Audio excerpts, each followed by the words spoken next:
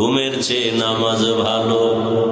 আর তুমি ঘুমাইও না, ঠিক মতো পড়িলে নামাজ জান্নাত তোমার ঠিকানা। একটুখানি নেকের তরে রোজ হাসরের মাঠেতে বাবা ঘুরবে ছেলের পিছে, ছেলে বাবার আগেতে। আহাতে মন কঠিন দিনেতে নামাজ তোমায় ভুলবে না, ঠিক মতো পড়িলে নামাজ জান্নাত তোমার ঠিকানা।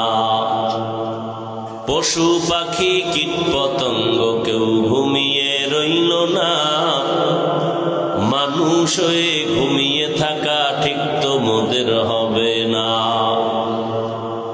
আহাতে মন কঠিন দিনেতে আল্লাহ কিন্তু ছাড়বে না, ঠিক মতো পড়িলে নামাজ জান্নাত তোমার ঠিকানা। আমার প্রাণের ভাই বোনেরা, জলদি করে উঠে যাও, ওযু করে তাড়াতাড়ি নামাজ পড়তে লেগে যাও। আহা নবী বেনামাজির শাফাআত করিবেন না, ঠিক মতো পড়িলে নামাজ জান্নাত তোমার ঠিকানা।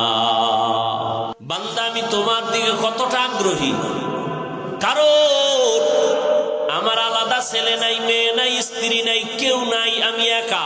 ওয়াহদাহু লা, আমি আল্লাহ এক, আমি আল্লাহর আলাদা কোনো আপন কেউ নাই। জিনেরা আমার আপন না, নূরের তৈরি ফেরেশতা আপন না, একমাত্র গুনাহ করনেওয়ালা মাটির সৃষ্টির মানুষ আমার কাছে আপন। আমি আল্লাহ মানুষের বড় আদর করে বানাইলাম।